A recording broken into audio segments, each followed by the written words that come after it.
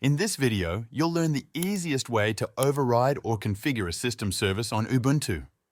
Let's say you want to change how a service like nginx behaves. You don't need to touch the original file. The easiest and safest way is to create a simple override file. First, open your terminal.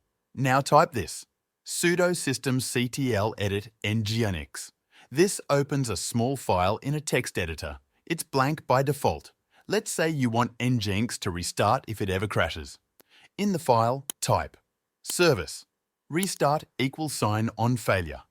Then save the file. On most systems, that's Ctrl+X, then Y, then Enter. After that, reload system so it knows about the new setting. Sudo systemctl daemon reload, then restart nginx. Sudo systemctl restart nginx, that's it. From now on, nginx will restart if it fails. If you want to undo this later, just run sudo systemctl revert nginx that removes your override and brings nginx back to the way it was. That's the easiest way to override a system service on Ubuntu. Thanks for watching.